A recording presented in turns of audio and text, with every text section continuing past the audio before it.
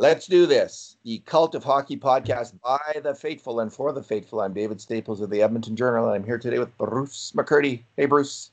Hey, David, how you doing today? Good, and how are you? I'm all right.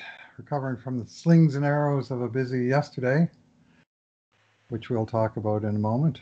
I wrote a piece for the Cult of Hockey, which Oh, yeah, turns you out to took have been right. a little controversial, but Yes, Bruce, goes with the territory, I right? rarely strongly disagree with you, but on that occasion, I think I did. I think Okay. I think that I would use a different comparison as my primary mode of making the judgment that you made on Milan Lucic, James Neal. So I'm not saying there's anything wrong with the way you did it. You came to the logical conclusion, but I'm going to say I would make the comparison in a different way, and we'll get to that. So we're going Yeah. to talk about who won the Milan Lucic trade. We'll talk about solving the Oilers' problem on the defense, the three not so easy to make changes that Ken Holland could do to transform the Oilers' defense, and I think it really would transform it. What I'm suggesting here, and I'm almost convinced that I'm right about what I'm suggesting in print.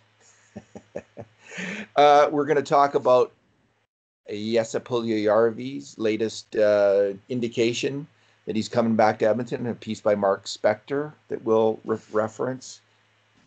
Is there anything else? Oh yeah, Raphael Lavoie might be going to Europe. We'll just quickly deal with that. Raphael Lavoie is the Oilers' second pick last year, had a really good year in the QMJHL. He is a real big sniper, played for Team Canada junior team, and he's following the mass exodus of young prospect players to Europe. And I don't quite completely get this, Bruce, because COVID's in Europe as much as it is in North America, but they seem to have a different attitude. Maybe a bit less, although they're really having an uptick in cases now as well, I understand, in Europe. But there seems to be a different attitude in some of the different countries about COVID. And I think Sweden, case in point, where they've always been a lot more, let's just keep society going. And it looks like they're going to be keeping their hockey league going. And Lavoie is thinking of going to Rögle Hockey Club in the Swedish league, following just almost every top prospect has now taken that route. Well, yeah, what's different about Lavoie is that he's the first North American born of the prospects to go over there. All the other guys are, they're from Sweden, they're from Russia, they're from Finland, they're returning back to their domestic leagues. There's Yeah, like six Oilers that were already on loan to, Maximov, Samorukov, yeah, yeah, you bet. Broberg, Berglund, Lindstrom. Niemelainen, Lindstrom. But you're right, they're all playing in their, personal domestic leagues. And for Raphael Lavoie, it's a huge change to go over, play on the wide ice, and potentially like a fantastic learning experience for the kid.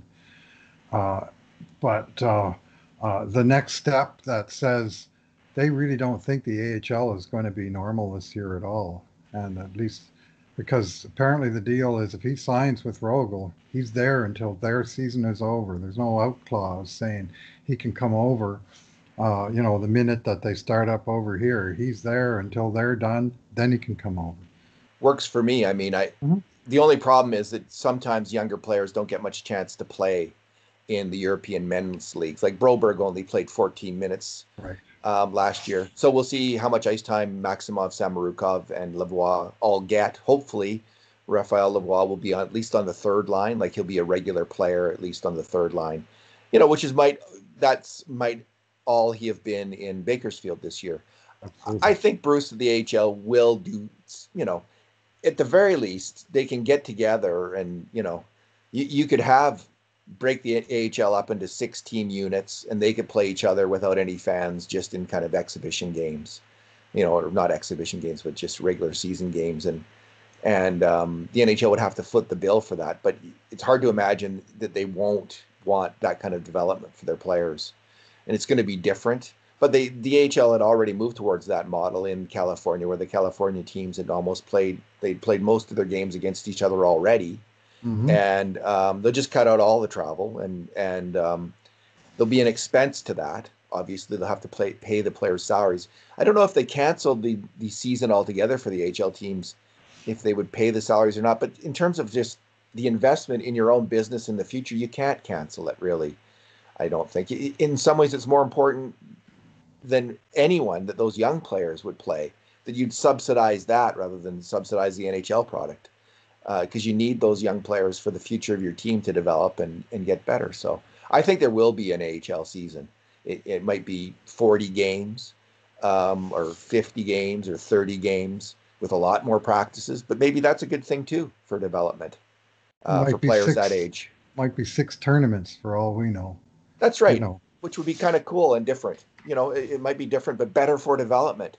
Like this, all of this games is there's an economic component to playing all these games, whereas it's not necessarily the best model for player development. We see in U.S. college players playing 40 games, 30 games, and they develop very well under those circumstances. So um, it's not necessarily a disaster for player development, is what I'm trying to say. If they play 40 games, like two tournaments, two big tournaments, or like not two, but like six big tournaments, or as you're suggesting. So, Bruce, let's move on to the Lucic thing, because you just got beat up so bad on the internet. I'm just kidding about that, but you did take a bit of flack for your opinion. So let's yep. let's let's hear let's hear you make the case that the Calgary Flames, by a little bit at least, won the Lucic deal this year. What are your strongest points in your favor for this absolutely crazy argument that you're making? Right.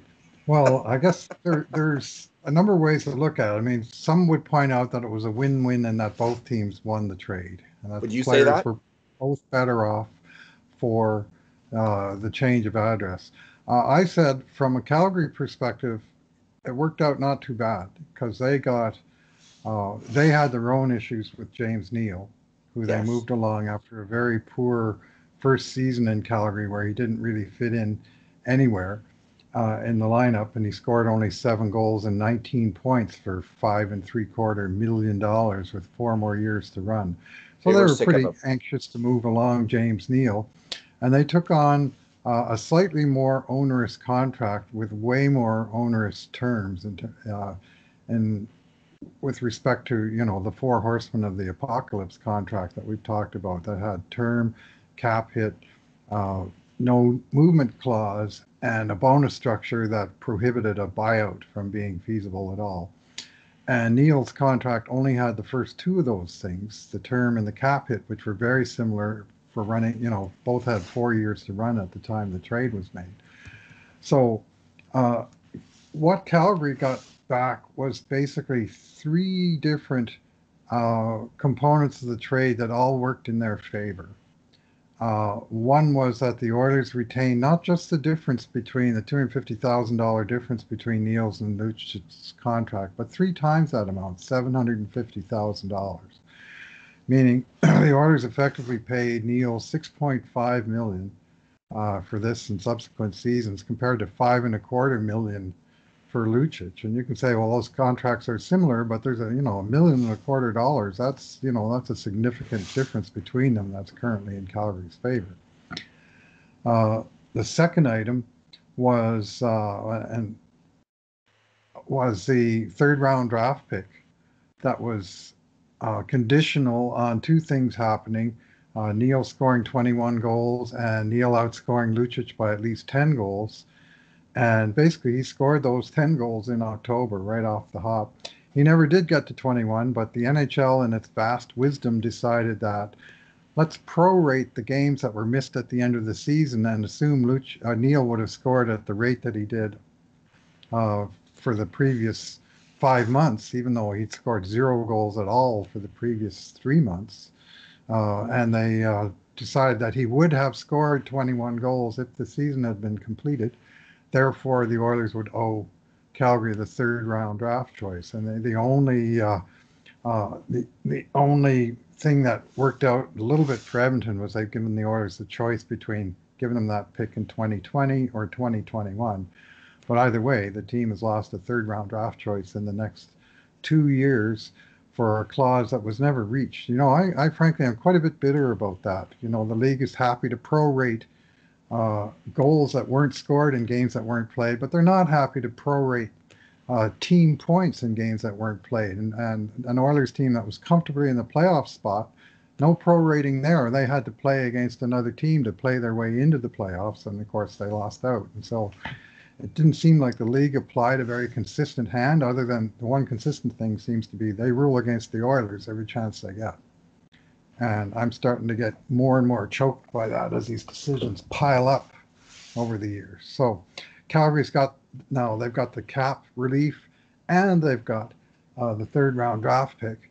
And now the major item, which is sort of transparent from a competitive standpoint, but which is super significant, I think, is that the Oilers had prepaid so much of the front loaded portion of Lucic's contract, including the big bonus that came due 2 days before the trade happened, that uh, in real dollars terms, the Flames saved $9 million, and the Oilers paid, or Daryl Cates paid, an extra $9 million to pay Neal full amount of the remaining 4 years of his contract versus the residual that was left on the Lucic deal, because they'd already paid him 26 of the $42 million.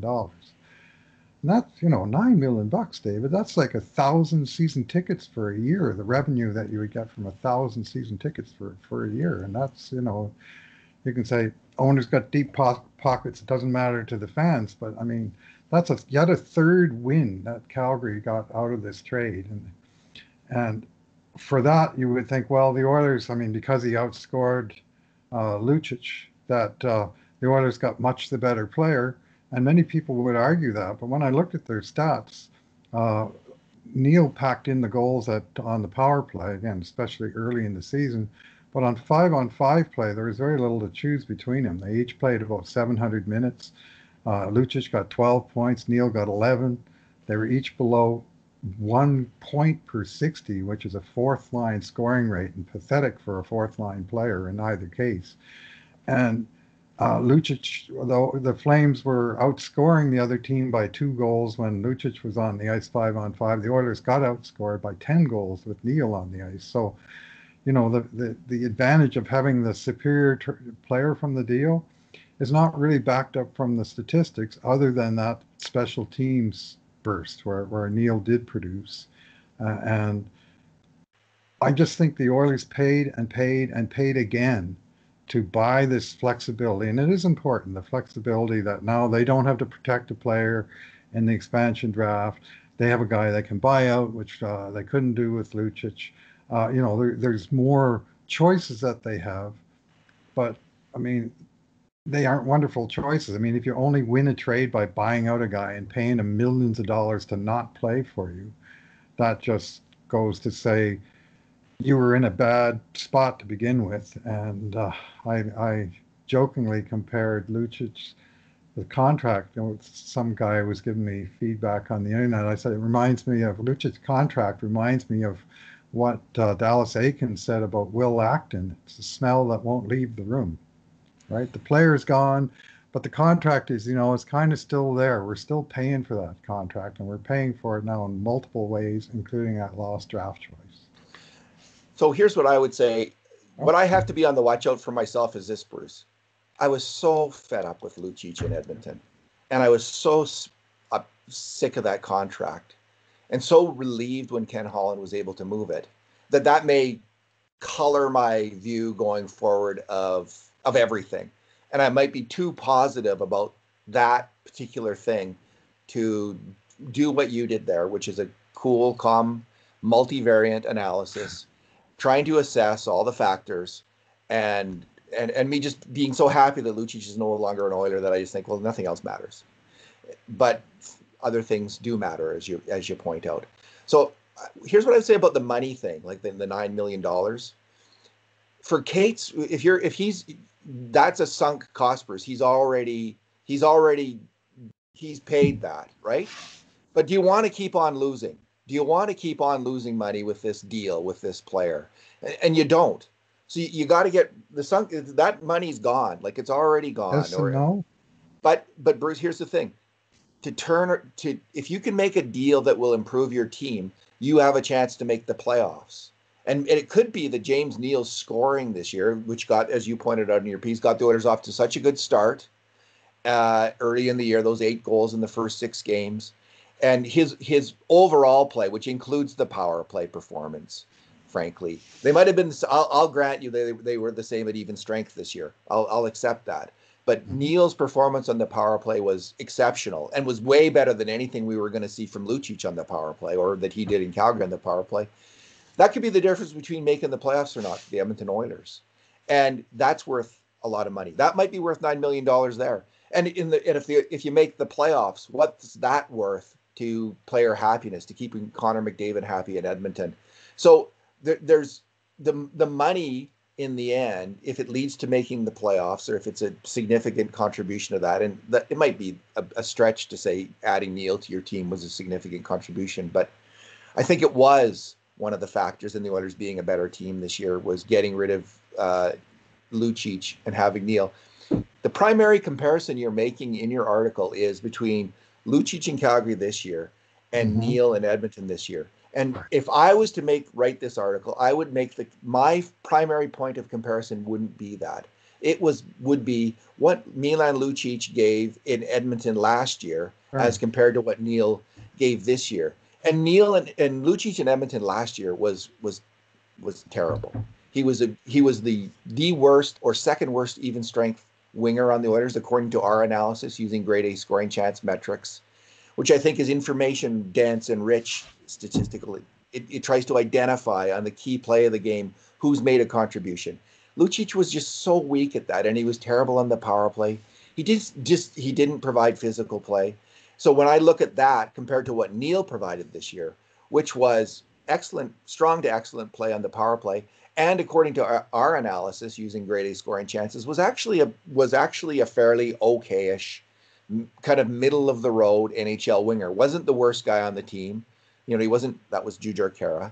He wasn't that kind of liability to the team at even strength. He was actually okay at even strength. So when I compare that to what Lucic gave to the team, it's like that's a win for the Oilers. Now maybe the Flames, maybe there's something about Lucic's performance that was also a win for the Flames this year. And I can't comment on that because I haven't done that kind of hard work breaking down the videotape and looking at Lucic in depth to say that. But I'm going to say the statistics that are available aren't they're kind of they I would call them low information statistics, except for his points. And at even strength, Neal and Lucic's points are a wash. But what they don't tell us is Lucic's real contribution on defense. Was he a major liability on defense or not? I'm saying it's hard to gather that, and we might disagree on that. But I'm saying from the statistical evidence at hand, I can't confidently say one way or another if he was a strong defensive player or not. What I know in his last 2 years at Edmonton was he was a weak, very weak defensive winger. Just unacceptably weak. So maybe he turned that around in Calgary because it's certainly well within his power to do that if he made up his mind to do that. Maybe that's what happened. So I would say it could be a win-win, but for the Oilers, definitely a win moving Lucic and having Neal in his place on the roster. Plus add in the expansion draft, the Seattle expansion draft thing, which may not turn out to be that big an issue in the end. But man, it's sure nice to think in Edmonton that we could maybe protect 4 defensemen, yes, and not have to protect Lucic as one of the forwards, which would be just like a massive migraine headache killer of a thought. So that's my argument. There's way more flexibility for sure. I mean, Calgary, if in fact they do have to protect Lucic, almost certainly won't go with the 4-4-1 because then they're only able to protect 3 other forwards. So maybe they wind up having to expose a defenseman because they kind of feel obliged to go 7-3-1 because they have to take the spot for Lucic. There is some talk in Calgary, and who knows whether it's scuttlebutt or any basis in reality, that Lucic might waive his no movement clause for the specific purpose of the expansion draft, knowing full well that Seattle is unlikely to invest in that contract unless they really want a name player, in which case he moves to a nice coastal city and is a big man on campus kind of thing. So, I mean, it's not like people are asking, why would he think of doing that? Well, why not? Anyway, to help the Flames, to help the team. To help the Flames. I mean, he knows they're not taking him. If I'm the Flames GM, I'm going to Milan and saying, Well, we know you like playing with Sam Bennett and Dylan Dubé, but the only way we can protect both of your line mates is if you agree to waive for this thing, and we don't think they're going to take you, and your agent will confirm that, and so it's a very realistic outcome that won't be part of the scenario. But that's the Flames' worry now, not the Oilers. The Oilers can do what they want, and like you say, if they had Lucic here, it might make the difference between having to expose a Caleb Jones or a Kyler Yamamoto because they had this obligation. And maybe you would have waived for the Oilers, and maybe you wouldn't have. I mean, who knows? But at least they don't have to worry about that. James Neal will be exposed in that expansion draft, 100%, unless he's bought out first. And they won't take him. And so, Bruce, Right. I think Lucic. Did you recall in the last expansion draft? Did any players who had no movement clauses waive? I think a couple of them didn't they? And left themselves open. Didn't they? Somebody Wasn't there suggested one? someone suggested Fleury had done that, Marc-Andre Fleury, Yeah, and because Pittsburgh really wanted to protect Matt Murray, and of course you can only protect one goalie, and I but I didn't get Fleury a must have chance to wanted to double. move.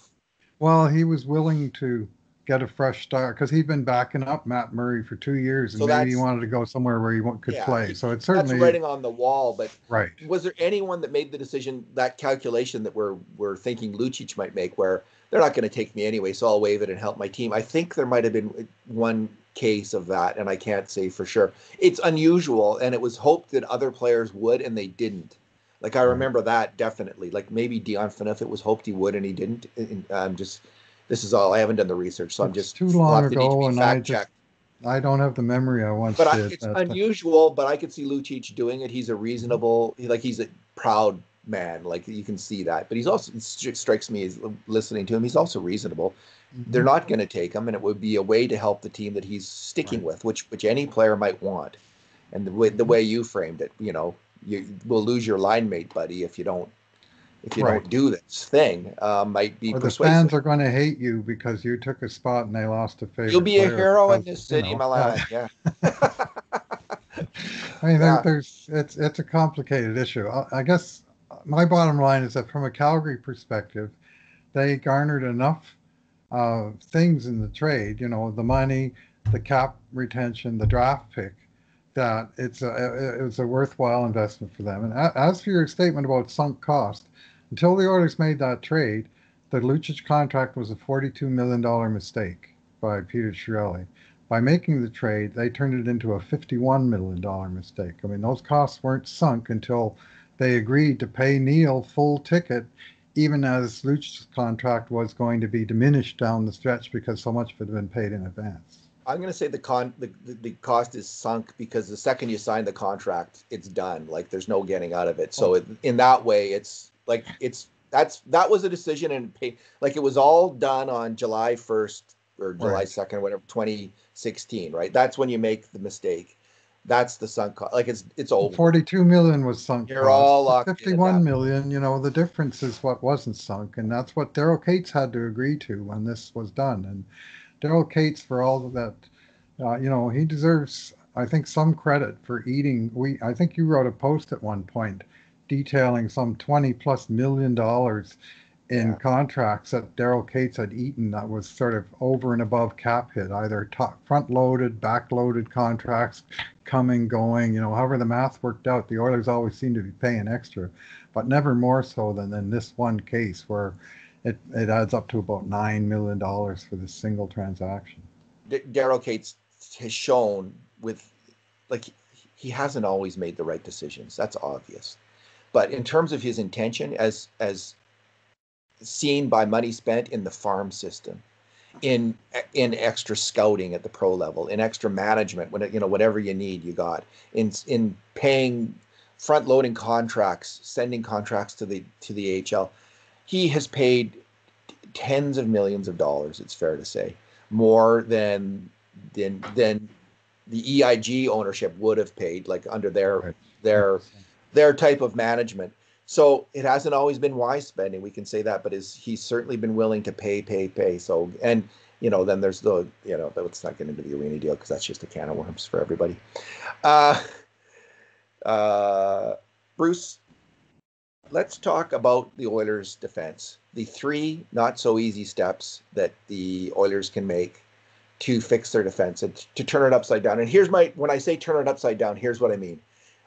I think this year, if you look at the regular six defensemen, um, the best puck movers on that team were the best, and this includes puck carrying, which are Darnell Nurse, indisputably the top puck mover on the team because of his points per game over time over the last 3 or 4 years. Darnell Nurse number one, and then Ethan Bear and Clefbaum next. Kind of you could argue who was better at that. Those are the top three guys, and then below them are Russell, Larsson, and Benning. To turn it on your head, you take Darnell Nurse, Oscar Clefbaum, and Ethan Bear, and they're not the 1, 2, 3 guys. They're the 4, 5, 6 guys, and you get three guys who are better than them, or who are all going to make more major contributions to grade A chances, more points per game probably as well than Nurse, Larsson, and Bear. That's the transformation of this defense that I'm looking to see, Bruce, and it's possible. And two of the solutions are relatively. One of them's pretty easy. You finally bite the bullet and you move out Matt Benning, who's overpaid for a defenseman who plays 13 minutes a game, and that's all the coaches trusted him for. Who's a really nice player in a lot of ways, solid third pairing D-man. You move him in trade to another team, and that opens up a spot on the bottom pairing, either for Caleb Jones or Evan Bouchard. So step one's easy. I'll let you talk after each step. So what do you think of step Sure. one? Oh, well, I like Matt Benning, but you're right. The coaches didn't play him a lot, and I think part of that was as he was returning from concussion and inner ear issues that he developed in this past season, and that might make the trade a little bit more complicated. Of course, he's a restricted free agent now. The Oilers could simply walk away. They could talk to him about signing him for less money, which I think is a distinct possibility. Say now that you're established as a third pairing guy, well, we can go out on the market and find a third pairing guy for 1.2 million. How does that sound? Or like I don't see him coming back in the same price range. So it's a distinct possibility that he moves on for sure. Would you be okay with that? Uh, Depending on how they're planning to replace him. I mean, I think Evan Bouchard is kind of the obvious choice to move into the cycle on the right side of the defense, and there you have a significant improvement in the puck moving department. There's no question. I like, the idea of Benning as a seventh D man is quite appealing. Like if you can get him to agree to a million two or $1 million a year contract, and he's kind of your seventh D man with protection for Bouchard, developing more. Hmm. But so that's a thought. But I think you can get something for Benning. You could get a draft pick, and the Oilers need draft picks. I Yeah. think it's time. Bruce, his puck moving just isn't there. It's not what the level they need to take the next step as a team. And that's the hard decision I would make as the manager. Like it's just time. We got this guy Evan Bouchard. You look at his numbers. They're the numbers that you see from a defenseman who could actually run and be one of the best attacking D-men in the NHL, like in the top 30. That's what we're looking at when we look at his AHL numbers and his junior numbers. It's time, and we've got to make in the modern NHL. If you don't move a contract, you're locked in. It's not like you can make that decision in training camp. If NHL only contracts, unless you're going to eat it in the AHL, which they might do. I mean, it's possible, but it's rarely done. So I think if you're going to make the move, you got to open up that roster spot like they did with moving out Sekera last year, which opened the door for Mhm. Ethan Bear. That's the hard decision that you had to make. I wasn't completely on side with it. I liked Sekera as a player, but it was a tough decision, but I think it was the right one. We can see with Ethan Bear's development, and I think they have to open things up for Bear, or excuse me, for Bouchard and Caleb Jones. So to get both of them in the bottom six, which I think would be a dynamite bottom six, actually, like would get the job done defensively and really provide a lot of punch. You also have to move Chris Russell, and Mhm. he may not want to move, right? Because he's got a Right. no movement clause. He can pick half the teams that are right up against the cap and have solid defensive cores. He can thwart a move in many ways if he wants to, I think. But what I would say to Russell, like if I was to talk to him honestly about it, is You're the seventh D man on this Yeah. team now, Chris. And if you want to go out as that, we made the deal, and we will. We obviously we have to honor that, but we will. We're actually good with you in a seventh D man role on this team. But that's what you are. That's probably what you're going to be. We're going to play these other guys ahead of you, and you should know that going into camp. Now, do you want that, or do you want it? We will work with you on finding the right team for you in a trade, if that would also work. Like, is there realistically a team that will trade for you and not, we don't have to take back too big of a poison pill? And I think that this is like the Lucic deal, Bruce, in that Lucic didn't have much value to the Oilers because they had some tough wingers, big tough wingers, and Cassian and Kara. They didn't really need Milan Lucic. But other teams needed his And toughness. Maroon. And Maroon, who they got, other teams needed his toughness. So there was one team out there that had more value, more of a hankering for Lucic than the Oilers did. I think there's going to be teams out there for Chris Russell who will need a veteran D-man who can play either side, kill penalties, be a good example, be a shot blocker, and only earn $1.5 million in salary, even though he's got a cap hit. So it's not going to be a cap team. It's going to be a team that's with a broke owner who wants a decent player at $1.5 million. And Russell is, I think, a $1.5 million player in the NHL, objectively. He could get that. He's not that bad. So I think they will find a buyer for him, and they might even get back some kind of player. Like, I think that he's not, I like Chris Russell as a defenseman in a lot of ways. So he's just not right for the Oilers, who don't need defensive defensemen. They need puck movers. Well, he's a interesting player for a budget team, that has serious money problems. I mean, you can look at in the same boat as what we were just talking about. Daryl Cates is currently $2.5 million ahead of Chris Russell's payment. He's earned 14 and a half of the $16 million contract he's been paid, and he's only got $1.5 million left to run for the last one of the 4 seasons. So it would be another case where Cates will have paid for $2.5 million out of his $4 million cap hit, and the other team would have to make room for the cap hit, but do so at a much more affordable price. They'd only owe him under 40% of his cap hit in real dollars, and by the time that got clawed back with escrow and 10% and so on, it'd probably be $1 million.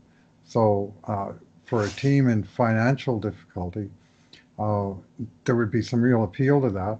Whether you would trade him for another player with a contract that's to be paid in full coming the other way, well, that's one possibility. I mean, I floated the name of Antti Ranta as a possible a goalie solution that's got 1 year left at $4.25 million, and if you were able to somehow work out a trade for a goalie for Russell, that it would have to make sense for the other side. But in that case, they have a good goalie in the wings in Aiden Hill. Maybe that's a deal they would think about making because it would save them some real dollars. And in the meantime, it doesn't affect the Oilers' cap situation other than they've now solved their second goalie issue, and now they opened a space for Caleb Jones to cheaply solve the third defense issue. So there's these trades these days in the cap era are very complicated, and the contracts and some of the wrinkles in the contract just add to that complexity. But there's potentially a market there, and just from the player's perspective, I mean, Chris Russell is still, was he 32 now? 33 now. So I mean, he's nearing the sunset years of his NHL, and I mean, if he chooses to stay in Edmonton and be in the press box, signing that next contract is not going to be an easy thing for him.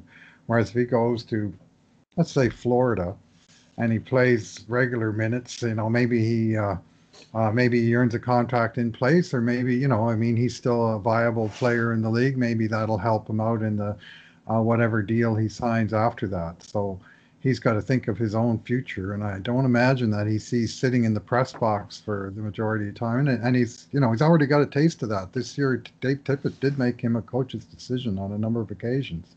So he may think, I'd rather play on a team where I'm in the top 6 as opposed to one of the choices to be made on a nightly basis. So, the player will have some control over that. And obviously, he does have that 15 team no move clause. And honestly, if I'm the GM talking to his agent, I'm saying, well, I'm going to explore all the possibilities and I'm going to run them by you and I'm going to let you, you know, I have this 15 teams. I know I can trade him to, but if I find one of the other teams that really wants and we think it's a fit, let's talk. And we Yeah. can, so, and hopefully he's out of I mean, he's gotten 4 good years in Edmonton now, uh, it's, it may be time to move on. He has moved around in his career. I agree. I really like how he's the Oilers have gotten full value from this player. He's been a strong player in those 4 years. So, but the point that you make about him wanting, having the possibility, he could go to another team if he plays well, then he can get another contract. Depends what he's thinking. Does he just want to play? If he just wants to play one more year, well, stay in Edmonton. But if you want to play, maybe get another contract for 2-3 years, go to another city, and because he can still play. He just needs a team where they need that kind of defenseman. And that kind of defenseman is still valuable in the NHL. And he could find that team. So I think he's going to. That's my bet, is he will be moved. Bruce, the last step would be, and this is more, this is the one where I'm not fully convinced because it's contingent. I've been against moving out one of the top 4 D-men unless you can get a better player. So I think Adam Larsson overall this year at even strength was as good as any Oilers defenseman, if not better. He was so, especially in those last 2 or 3 months, he was a beast in his own zone. It's fantastic. He was healthy. He was strong. He was moving the puck okay, which for him is good. And he was defending like a monster. He just was shutting down players here, there, and everywhere. So I'm not keen about him leaving because that's the kind of defenseman that can help you win in the playoffs, even though Larsson wasn't that player in the playoffs this year for what we don't know the reason. He was injured, like we know that. So I'm not keen on moving him, Bruce. But if you can bring in Tyson Barrie, and again, so this is highly speculative on my part. I didn't watch Tyson Barrie play much this year. I don't know. Maybe I'm wrong. Maybe this is a really bad idea to bring in Tyson Barrie because maybe he's such a defensive liability and maybe his offensive game has slipped. But he's only 29. He could be a strong, if you go by his 3 most recent seasons, this is a guy who really moves the puck well, puts up points, and is a strong attacker. And I just love the idea of Klefbom and him together. Klefbom being kind of the defensive presence not the main puck carrier, because I don't think Oscar Klefbom is that special as a puck mover. He's okay. But put him with a really strong puck mover, suddenly things look a lot different. And have Nurse and Bear in the other group, well, we saw the puck moving there. When Nurse, together they were pretty good. And then if you have Jones and Bouchard, suddenly you have 3 pairs, and all of them can really move that puck, Bruce. God, I'd love to see that. So you don't have Paul Coffey on your defense. You don't have that number 1 guy, but you have kind of Coffey by committee and a Coffey clutch. And maybe that'll work. Maybe that's how I see, along with getting another goalie in here and a winger for McDavid. That's the recipe. And I think you can afford that if you move out Larsson's contract. It would depend. I see Barrie because the shine is off of him a bit because of what happened in Toronto. He might sign a 1-year deal or a 2-year deal at a reasonable amount of money. That might be the market for him. And you'd have to analyze the market better than I've done to know that. And that's my next step, is to look at how all these other teams line up and wanting a defenseman. But what do you think of that idea? Well, I've liked Barrie for a long time as as an offensive defenseman. I've certainly seen enough games where he killed the Oilers. Holy moly, did he ever clean up on the Oilers' defensive zone a few times over the years that he was with the Avalanche. I saw him bad in the playoffs with Toronto. I thought he was struggling, and he wasn't producing much offense. He's I mean, I don't know what the ask would be. I believe he's in the range of 5 million. Just let me double check here. It's in my For post. uh, 5.75 is that what it oh, is? wowza. Okay, Let me just have a look. and 5.5 maybe, and I think He earned Colorado six. He retained. earned 6 million last year. Wow. His Yeah. salary was 6 million. That's what he got, and that's what's Oh, going to be in his head, right? I got six right. million last year, so he's thinking anything with a six would be good. Mm-hmm. But is he going to get anything with a six? I doubt it. No, he's Not not. here. I think he's in Jake Gardner country, Bruce. Not Like, here. Yeah. Well, maybe so. Yeah. Jake Gardner, he wound up signing a long-term deal, but for a lot less money than some people were expecting. there's a lot of right D's available, actually. Mm-hmm. So there's Peter Angelo, not coming here. Oh, Shattenkirk, not coming here. Shattenkirk had a really strong offensive year. There's Sami Vatanen, who had a down year, um, but he's always been a pretty good D man. Eric Gustafsson from Calgary. I don't know how he played in the playoffs, but that guy can play. He can move the puck. There's Mark Pysyk, who a lot of people like as a two-way player. TJ Brody, he's a left shot like Gustafsson, who plays the right side. And I don't, he was a top four defenseman in Calgary this year. So there's a number of options for other teams right. if you're looking for that. So it's not like Barry's the only guy out there, although Mm-hmm. that could quickly change when Peter Angelo and Shattenkirk sign and maybe Gustafsson sign with their existing teams. So maybe Brody, I don't know. Yeah. Well, my thought is if the Oilers find a way to get both Bouchard and Jones into the lineup on a every night or close to every night basis, that maybe they're going to want to stick with their one solid sort of defense first guy, especially if Russell's moving on, to stick with Yeah. Larsson rather than go all puck movers. Yes. Uh, I slightly disagree with your original premise that Nurse is the top puck mover on the Oilers. He's the top offensive defenseman from puck transporting and also just by being the most dynamic in terms of jumping into the play and getting into the offensive zone. To my eye, Ethan Bear is the best puck mover in the lot in terms of making that first pass and making a quick decision, put the puck on the tape. And as a rookie, he showed a lot of promise, and we can expect him to improve in that respect.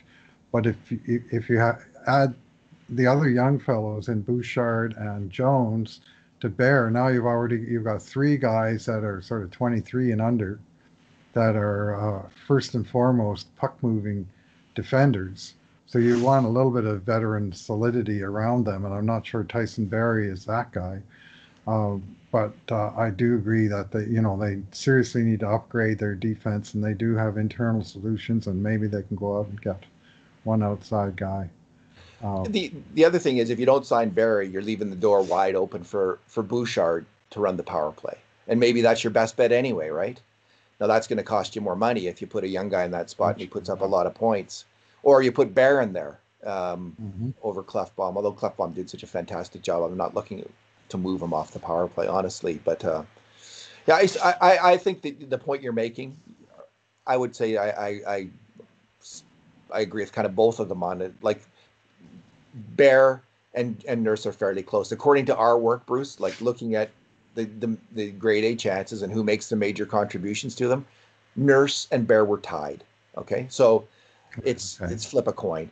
I'm picking Yeah. Nurse because he had more points Mhm. per 60 than, and he consistently leads the team in that over the years. So Yeah. combine that with his Yes, he does. contributions to grade A chances. I'm putting Bear on the peg ahead of Bear, but Bear's a young guy and he's going to step up one more Right. notch probably this coming year. I'm But and I splitting also hairs between yeah offensive defenseman versus puck moving defenseman. yeah And when I think of the latter category, I think of the guy who can make that quick first pass. And I'm not sure Darnell Nurse is the first name that pops to mind in that front. it is not the first name that pops to mind. Um, yeah, and I like the idea of having keeping Larson on the team. It's intriguing because if you trade Larson and you might be able to get back a winger who makes less money, who can help you, who could solve the other problem with McDavid, or a center like the third line center that the Oilers some people think the Oilers need. You trade Larson, maybe you get back a center who's earning $2 million a year, and you open up some cap room. and you solve another problem on the team. And so that's the attraction of the Larsson trade too, is opening. Of course, if you sign Barrie, then all that cap space is gone. So, so I'm kind of more iffy on that phase 3 there, but it's certainly worth considering. I really like the idea, Bruce. We've got to get better puck moving and offensive 100%. defensemen. And there's only one. They've got to find a way to do phase 1 and phase 2 of what I'm suggesting here, and getting Jones and Bouchard in the lineup. I just think I'll be disappointed if they don't do that this summer. The other thing is more a 50-50 thing. It could be really interesting, and it's certainly worth exploring. Bruce, there's some talk around the plus minus number, Leon Draisaitl. We've been hearing this all year.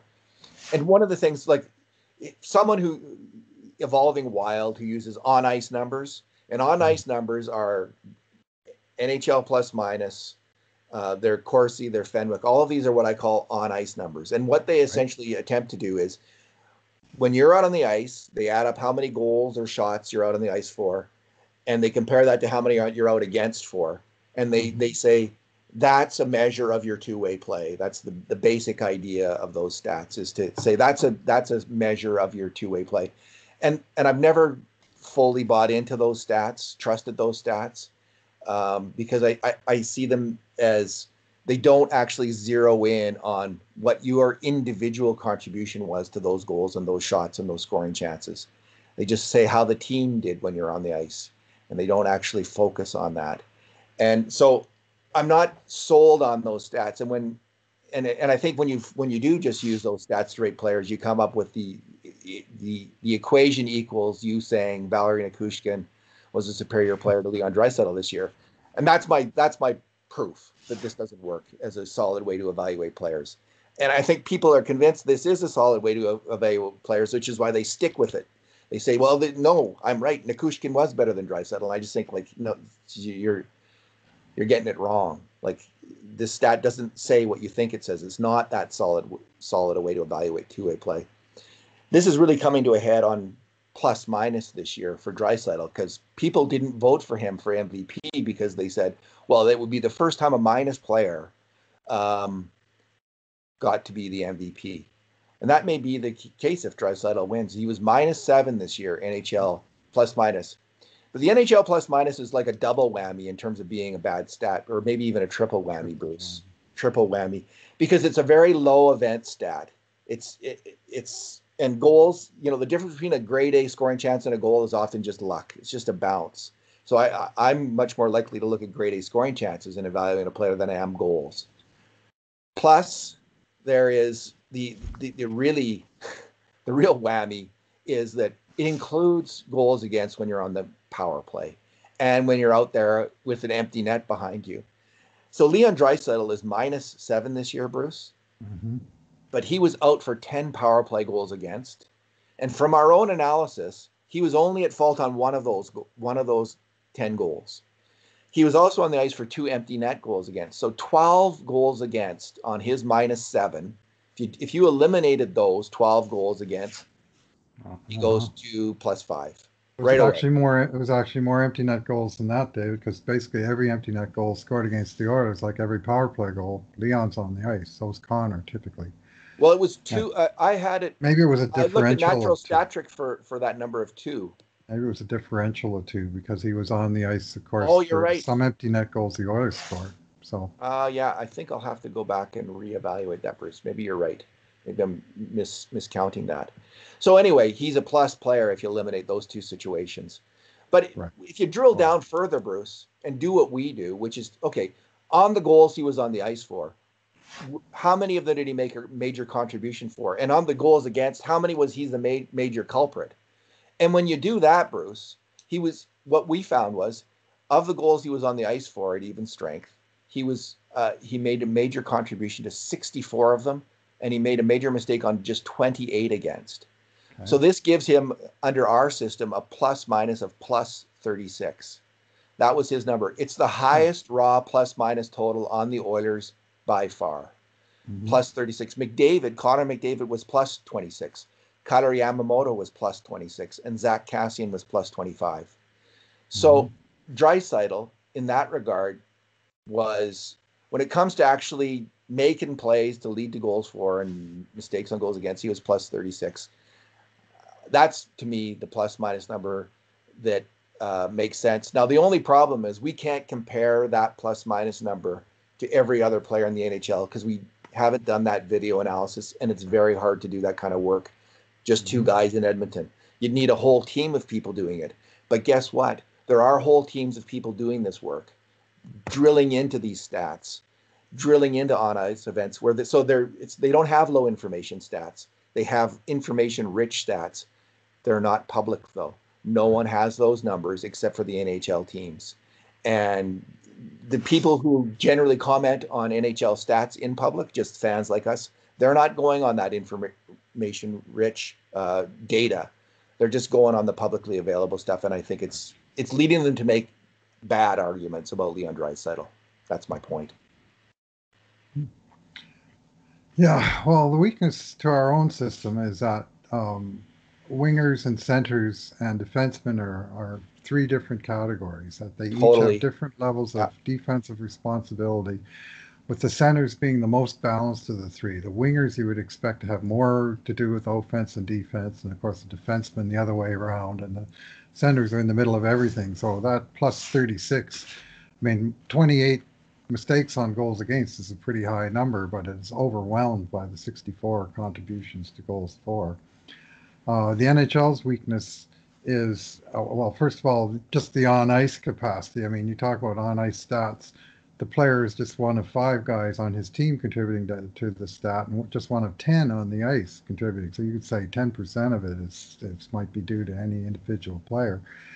In the case of the NHL, though, that huge weakness that was in the original plus minus.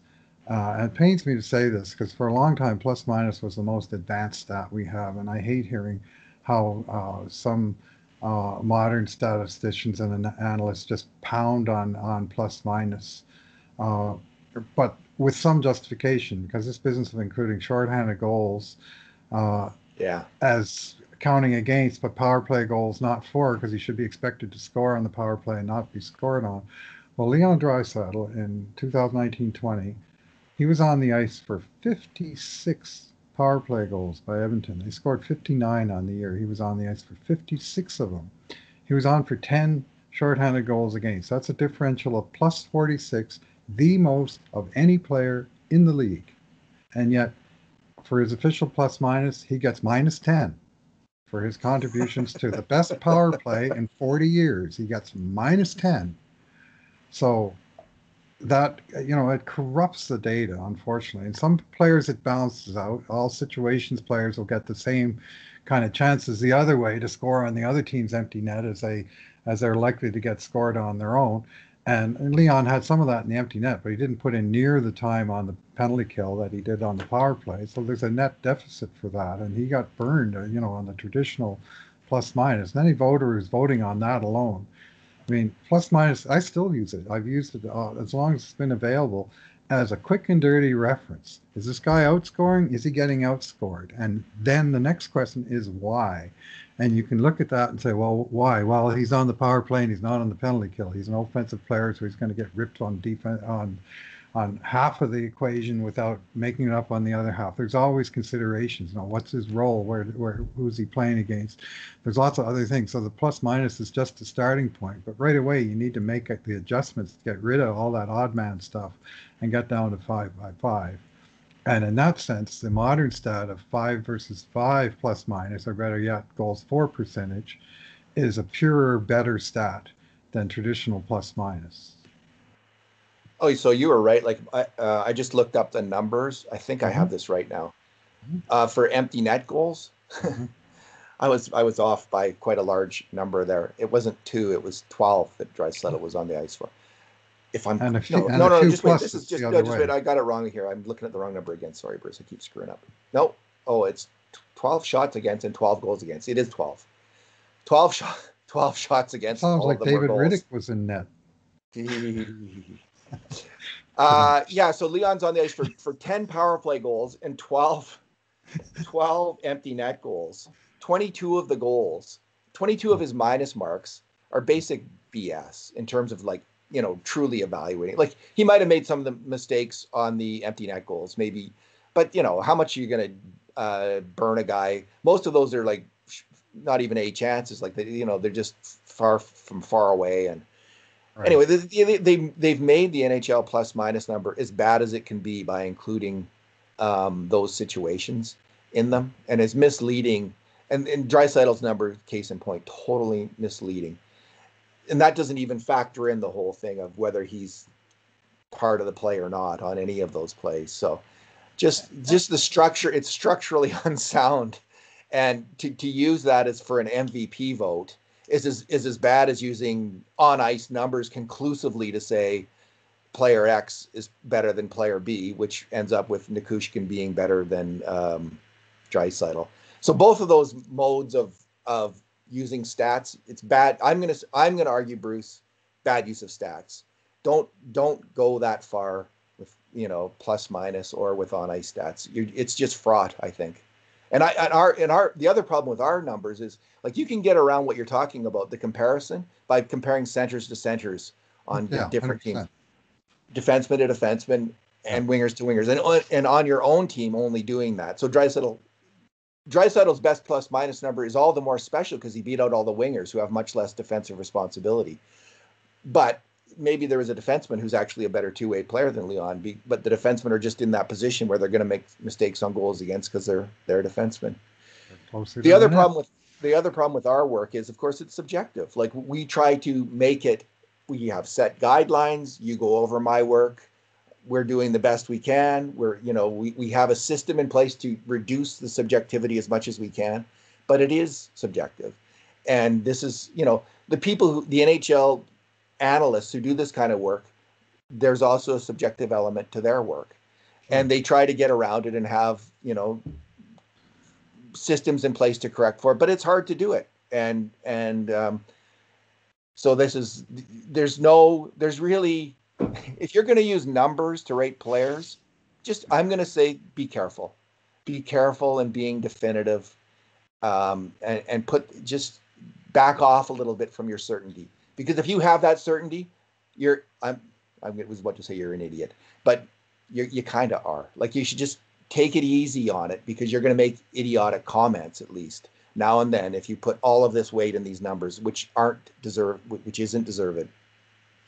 Huge difference between quick and dirty and be all and end all. Like if you're going to put everything on plus minus, then you're asking for trouble. I mean, any stuff. I mean, you need context for everything, right? I mean, a guy's more likely to score 15 goals playing on Connor McDavid's wing than he is playing on Riley Sheahan's wing, right? And exactly. The box scores don't necessarily show you that either, right?